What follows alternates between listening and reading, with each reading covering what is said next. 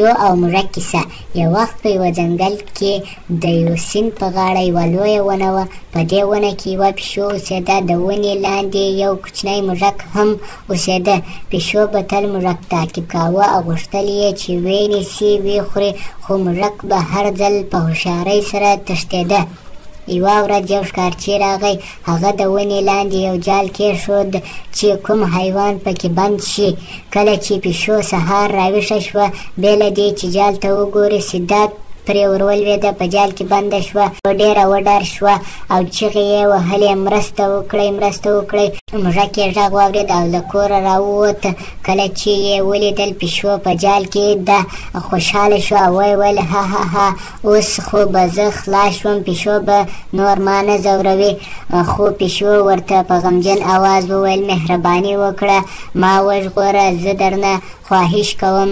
موږک وویل ته خو زما دښمنه یې، که زه تا خلاصه کړم ته به ما وخورې. په همدې وخت کې یو کارغه راغی. موږک وډار شو ځکه کارغه موږکان خوري. نو هغه د پیشو جال ته نږدې ولاړ او داسې یې ښکاره کړه لکه چې غواړي پیشو له جال څخه خلاصه کړي.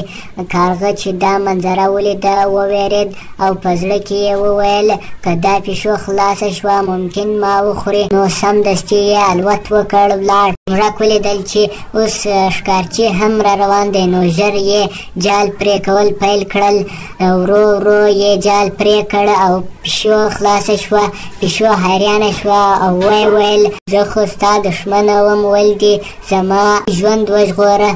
موږک وویل کله چې کارغه غوښتل ما ونیسي، ناڅاپه زما ژوند تا وژغورلو، نو ما هم وغوښتل چې ستا سره مرسته وکړم. پیشو مننه وکړه او ویې ویل راځه زما کور ته، زه به ستا خیال ساتم. موږک وخندل او ویې ویل نه ملګری، که زه ستا کور ته لاړه شم ته به ما وخورې، زه په خپل کور کې خوشحاله یم. نو موږک خپل کور ته ننوت او پیشو ولاړه. د کیسې سبق له دې کیسې زده کوو چې هر څوک تل دښمن نه وي، خو باید په هر چا پوره باور هم ونه کړو.